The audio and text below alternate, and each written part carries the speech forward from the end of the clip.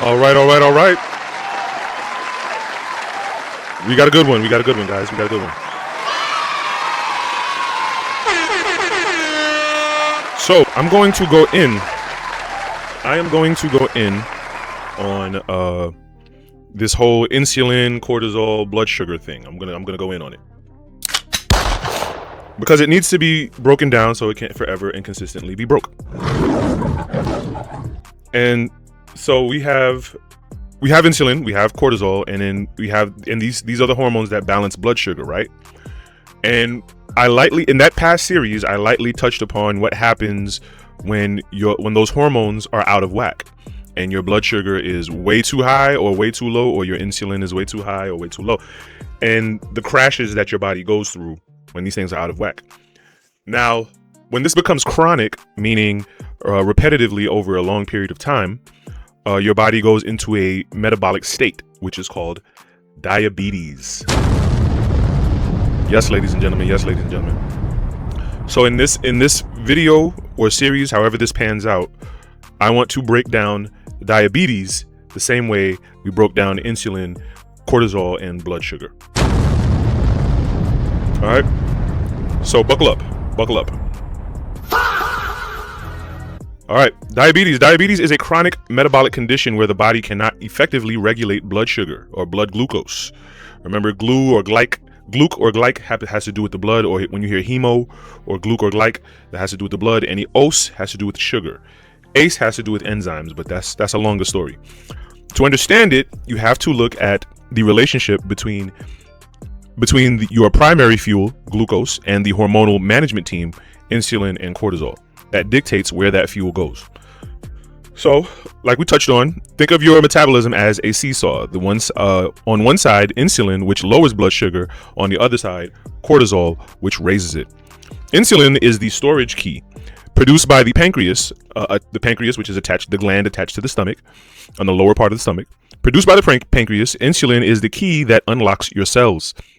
When you eat, it activates when you eat. When you eat, blood sugar rises, and insulin is released to move that sugar out of the bloodstream and into your cells for energy, or into the liver and muscles for storage. This is what fuels your body. This is how your body is fueled when you eat. This is very key. Very key. Now let's look at cortisol. Cortisol, the energy liberator, produced by the adrenal glands in the kidneys. Renal meaning kidneys. Adrenal meaning adding to the kidney. It's an addition to the kidneys. The adrenal glands. Cortisol is the stress hormone. Its job is to ensure you have enough energy to handle a threat, the fight or flight response. It does this by signaling the liver to dump stored glucose back into the blood and making cells temporarily resistant to insulin so that the glucose stays available for the brain and muscles. So when we store blood sugar, what happens? We get fat. That's right. All right. So be sure, let's manage our cortisol, right? Let's keep our cortisol low, right? Keep our stress low. Okay. Very good. So when the cortisol is activated, it's resistant to insulin, so that you can store blood sugar for more energy later on. So that we don't want that, right? The only time we want our cortisol to be high is when we're working out, because we need the energy to work out. Other than that, you don't want your cortisol to be high, right? All right. And then, of course, when you're working out, you don't want to work out too hard to spike the cortisol too high. And then, balance, moderation. That's what the body is all about. All right. So the conflict. If you're under chronic stress, high cortisol and eating.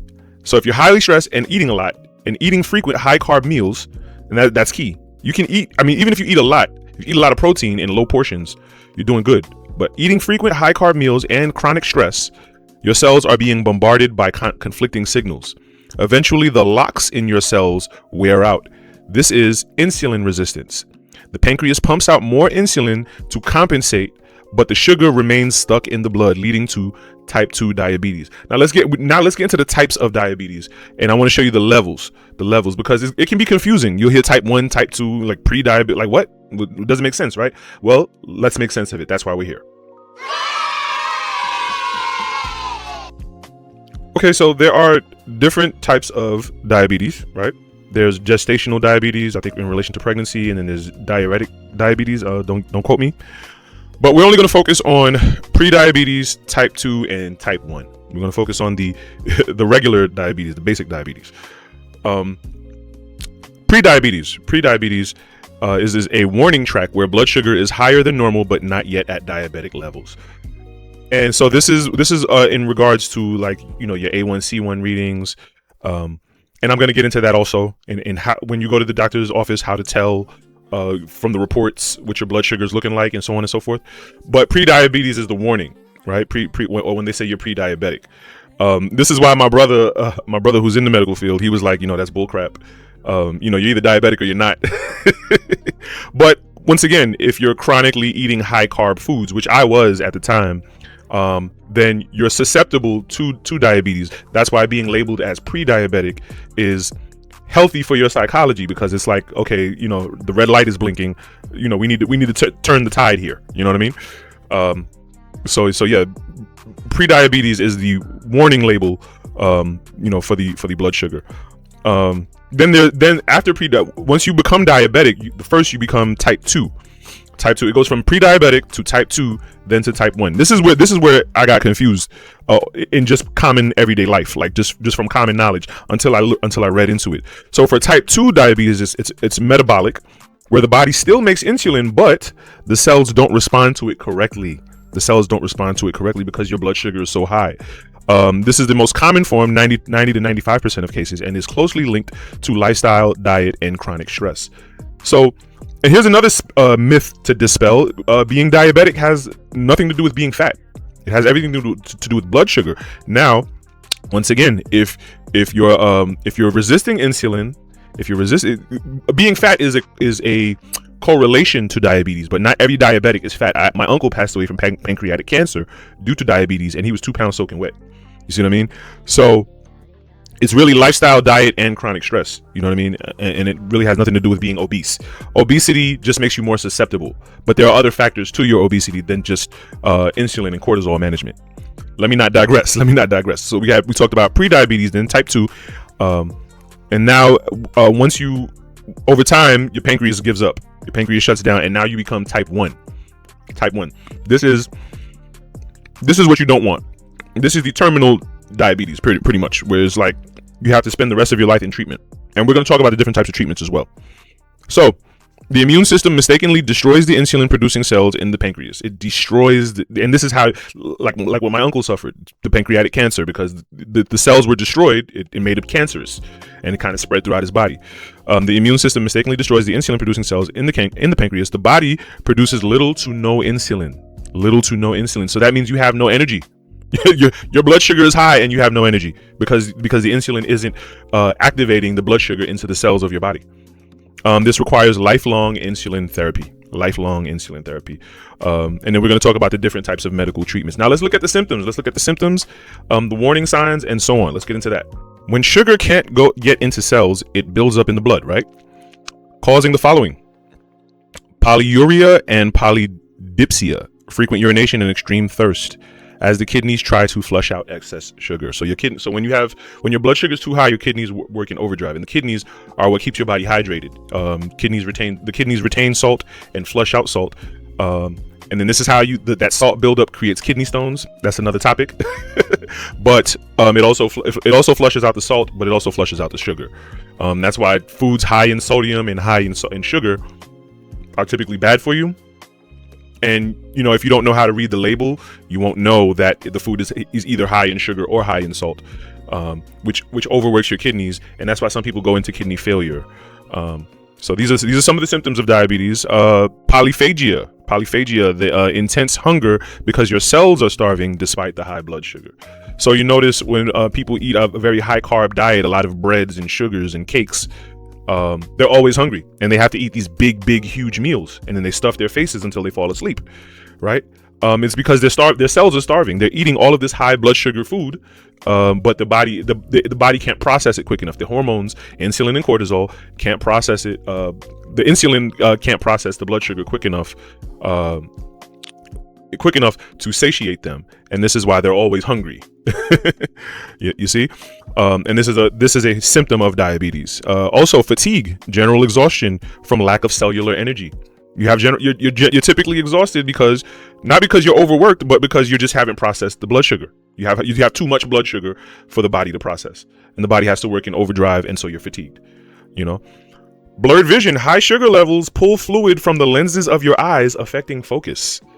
This is interesting. I've been wearing glasses the majority of my life, and I don't know if poor vision is just a hereditary thing, but I do know that I am aware that diabetes does run in my family. So this is something I might be, keen on. But my vision has pretty much maintained. I wear the same prescription every pair I get. So I don't know. But blurred vision, yes, that's crazy to me. But yeah, you can go blind from diabetes because high sugar levels pull fluid from the lenses of your eyes, affecting focus. It's I say it's crazy. Well, really, what I'm saying is it's terrifying. When we've been going through our lives, just ignorantly of all of this and how this stuff is affecting us. And I'm speaking for myself, really. Slow healing. High blood sugar impairs circulation and the immune system's ability to repair tissue. Yeah, and you have, I think, do not quote me, but some people complain about being anemic, and when they get cut, it never scabs up. And that has to do with the iron in their blood, the iron deficiency. But it's one thing to be anemic, but then if you're diabetic, it's like your immune system is just slow altogether. So what? It's not even an issue of iron, So you have to look at these things. Now here's the meat and potatoes. This is what I want to get into. The A1C. You hear it all the time when people talk about their blood sugar and their diabetes. A1C. What's your A1C? I finally broke it down. I'm finally breaking it down so it can forever and consistently be broke. Let's talk about it. So, in the context of diabetes, an A1C test, also known as the hemoglobin A1C or HbA1c, measures your average blood sugar levels over the past 2 to 3 months. And there's a reason for that. Check this out. This is interesting. Unlike a standard finger prick test that shows your blood sugar at a single moment. I remember my mom doing that when she was pregnant with my baby brother. The A1C provides a big picture of how well your body has been managing glucose over a longer period. So it's basically a better reading than pricking your finger. How it works. This is what I did not know. So the glucose, the sugar in the blood, naturally sticks to hemoglobin, a protein in your red blood cells. Here's why you have to get the average over some months. The red blood cells live for about 3 months. So you have to get. That's why when you get the first blood test, you have to come back and get the next one. The A1C test measures the percentage of these cells that have become sugar coated or glycated. That's the word, glycate. Remember, the word glyc has to do with the blood or blood sugar. So when you hear glyc or gluc, that's blood sugar. So when the cells have become glycated or sugar coated, this is the A1C test measures the percentage. The higher your blood sugar has been, the more glucose attaches to the hemoglobin, resulting in a higher A1C percentage. So basically the percentage of your blood that is glycated is your. So when they draw the blood, they find the percentage of it that's glycated. So if you have So let's say if you're diabetic, above 6.5% of your blood is glycated. That's too high. You have too much blood sugar, and your insulin hasn't processed. Because if your insulin was processing that blood sugar, that percentage would come down because the insulin. Remember, the insulin is the key. When you see somebody who is in really good shape, there are a few conclusions you can draw about that person. 1, they're disciplined and they understand dedication. 2, they are patient and they understand commitment, because we know nothing just happens overnight. So they have to be patient with themselves in the process in order to see results. 3, that person is mentally tough. Life hits us with stress. Our bodies get fatigued. We get sore, but they don't allow that to become an excuse to give up or to become inconsistent. And 4, they have self-love, because we know that anything that you love, you take care of, even down to the point of it being a sacrificial love, because when you love something, you also keep things away from it that could be harmful, like being gluttonous or alcohol consumption, etc. So when you see somebody who is in really good shape, you're not merely just observing something physical, but it's indicative that there are a lot of other good character traits underlying. The insulin is the key that unlocks the blood sugar into the blood cell. You see what I mean? So this is blowing my mind. I don't know if it's blowing yours, but it's blowing mine. So these are the symptoms. So the symptoms of diabetes: polyuria, polydipsia, frequent urination, or extreme thirst. polyphagia, starving, frequent hunger, frequent fatigue. So basically your body is working in reverse. The more you eat, if you eat unhealthy, if you have an unhealthy lifestyle, the more you eat, the more your body wants. You know what I mean? And this is it's understandable why diabetes would be correlated to being obese, or the correlation between obesity and diabetes, because if you're frequently eating and frequently thirsty, and you're constantly eating high carb, high sugar foods, then yes, you're more likely to get fat, but you're more likely to be diabetic also. So the correlation is makes sense. And then of course blurred vision, slow healing, and then we also broke down the A1C readings and the percentage of blood sugar in the body and what's good and bad A1C. All right, so now let's talk about the different medical treatments. Let's get into the medical treatments and the complications. Conventional medicine focuses on managing blood sugar levels to prevent long-term damage. So insulin therapy. This is essential for type 1 and advanced type 2, delivered via shots, pens, or pumps. And typically they do it in the belly, nearest the left side of the belly, where the stomach and pancreas is typically that. And that's why when see, this is another topic. When a lot of the women are going through these fat girl surgeries, they're getting the gastric sleeves and all of these things. This is the area of the belly or the area of the body that they're bringing attention towards.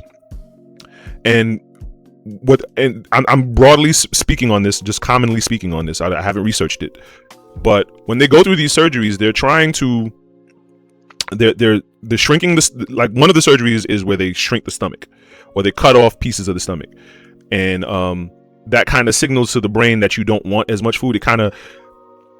It's signaling to the brain that you're not as hungry as you need to be, and the body goes through a lot of shocks. There's a lot of side effects to these kinds of surgeries, because it's not so much about being hungry, it's more so about your blood sugar management. You see what I mean?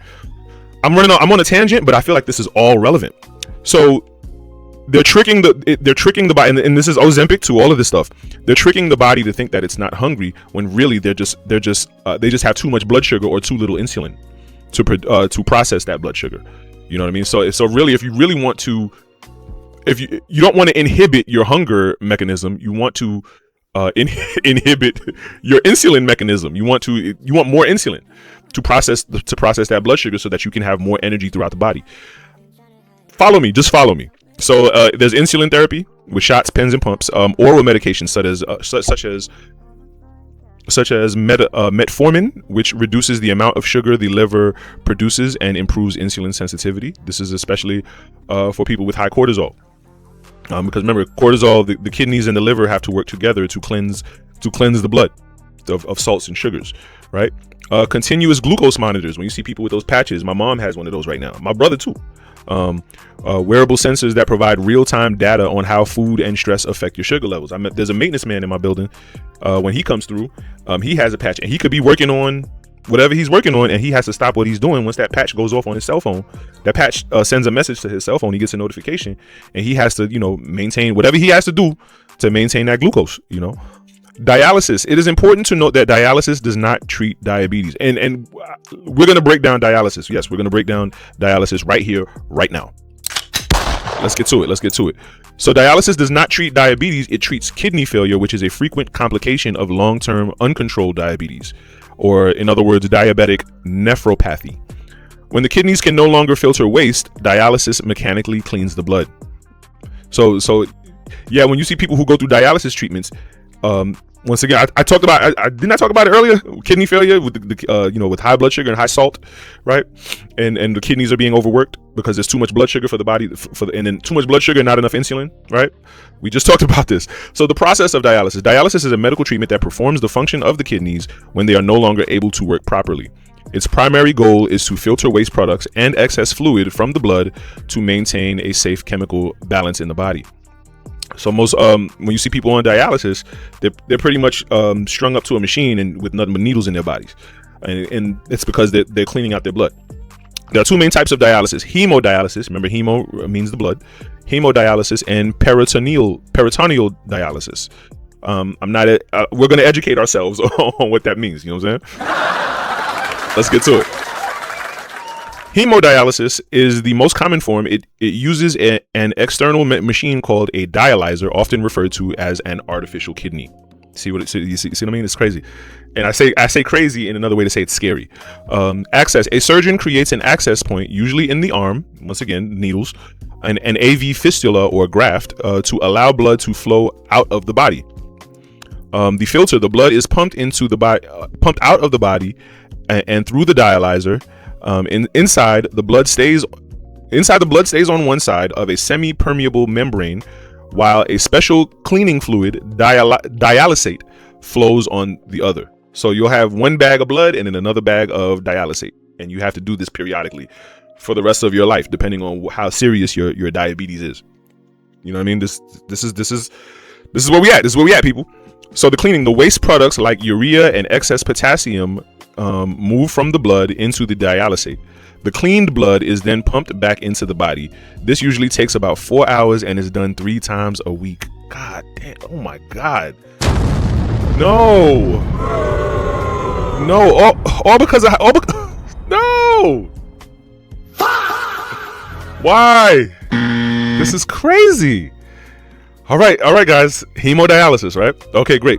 Now let's get into peritoneal dialysis.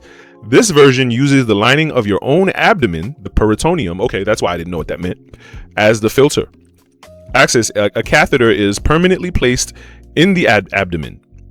The exchange. The dialysate is dripped into the abdominal cavity.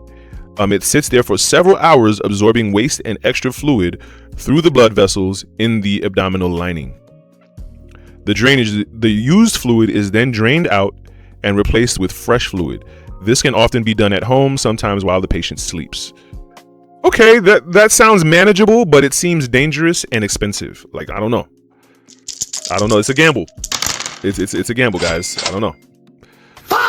But hey, you know, like, would you rather go through this or just eat more vegetables? I don't know what you want to do. More vegetables, more protein, you know what I'm saying? More water. We can fix this. Less stress. You know what I'm saying? Keep your insulin high, blood sugar low. You know what I'm saying? Keep your cortisol low. And we can get out of this. We can climb out of this. And this is what I want to talk about next as far as the holistic strategy. So the medical treatments and complications we talked about insulin therapy, oral medications, continuous glucose monitors like the patches, and the types of dialysis being hemodialysis and peritoneal dialysis. So now let's get into the holistic strategy and how we can naturally defeat diabetes, how naturally we can put our body back in balance. Let's get into it. So if you can recall the levels of diabetes, remember there's pre-diabetic, then type 2, where there's a little bit of insulin but not enough, and then type 1, where there's no insulin at all and your body's just full of blood sugar and your pancreas is shut down, right? So type 1 is the most serious. So while type 1 cannot be cured, type 2 diabetes and pre-diabetes can often be put into remission, meaning you can reverse the disease and go back to normal. It can often be put into remission by addressing the root hormonal causes. So in metabolic nutrition, if you prioritize protein about 30 to 40 grams per meal and fiber, i.e. vegetables, let's talk about it. And please party people, broccoli is not the cheat code. All right, broccoli is not the shortcut. You got to expand. You got to do some cabbage. You got to do some spinach, kale. You know what I mean? All the different types of cabbage, arugula, Brussels sprouts, asparagus. You got to expand. Broccoli is not the cheat code. It's just a gateway drug. All right, come on. Let's stop kidding yourself, calling yourself eating vegetables just because you ate some frozen broccoli out of a bag. No. So prioritize protein. So metabolic nutrition, prioritize protein 30 to 40 grams per meal and fiber, and reduce refined carbs. So any processed carbohydrates, any kind of processed sugars. If more than likely, if you got to pull it out of a bag and you ain't eat it from scratch, it's no good. It's not good for you. Just if it doesn't require refrigeration, especially those juices, a lot of juice, a lot of laboratory made juice. Okay, if it doesn't require refrigeration, it's no good for you. When you go grocery shopping, stay out the aisles. Just stay out of the aisles, please. For crying out loud. All right. So what happened? Metabolic nutrition. Why it works? It minimizes insulin spikes and slows sugar absorption. So it minimizes the insulin spikes. If your insulin is too high. So yes, when you undergo hyper, remember hyper means high, hypo means low. When you undergo insulinemia, the body begins to resist the insulin. So yes, so more protein, more fiber, and less processed carbs. It prevents the insulin spikes. All right, movement is medicine. Movement is medicine. This is how we holistically cure diabetes. Movement is medicine. Resistance training or weight training, and 10-minute post-meal walks. I like to eat while I'm on the treadmill. I have a treadmill at home. Invest in one. It'll save your life. I promise you.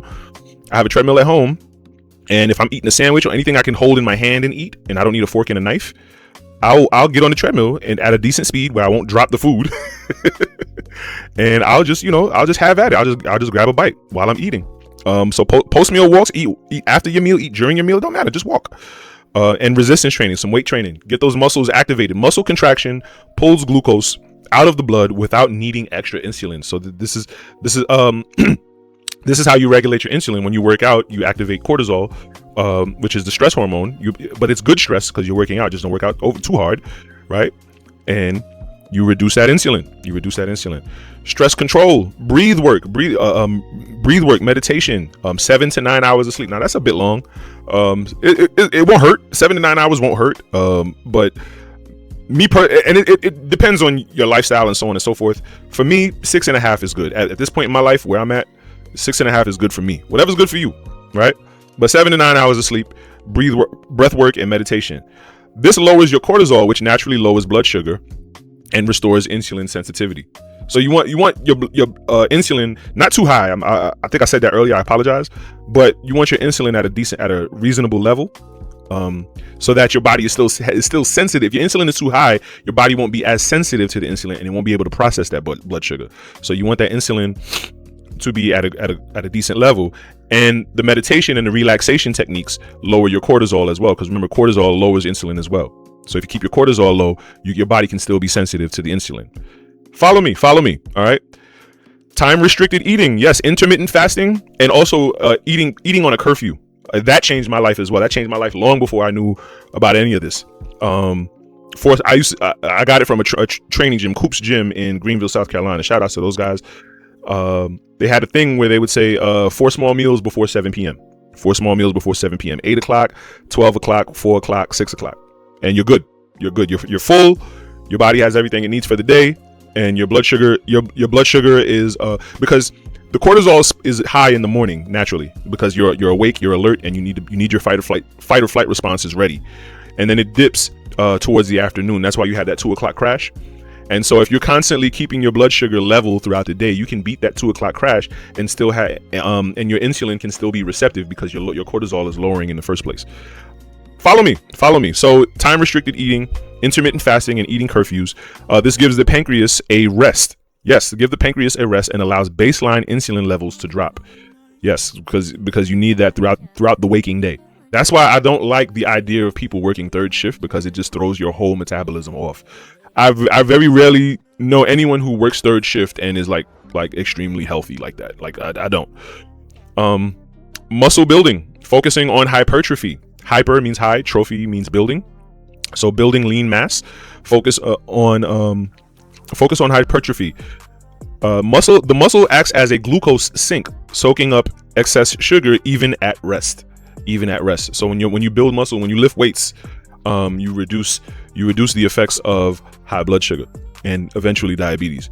So the holistic strategies type 1, the holistic type strategies: metabolic nutrition, movement, any kind of movement, just simple. It doesn't necessarily have to be working out. Just stay on your feet. Just keep moving. You keep that blood sugar down.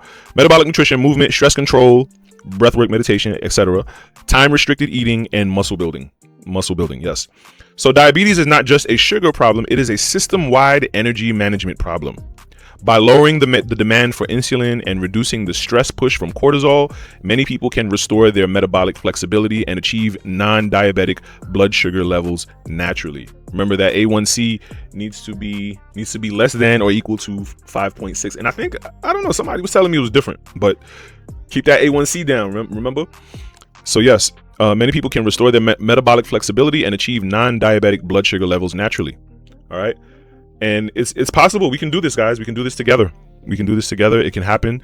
And whoever has ears to hear will hear. Whoever has ears will hear this. And I hope this can do for you, if not the same and more than what it did for me. You know what I mean? Because, like I said, I don't know you, but I love you because I love me. So there you have it.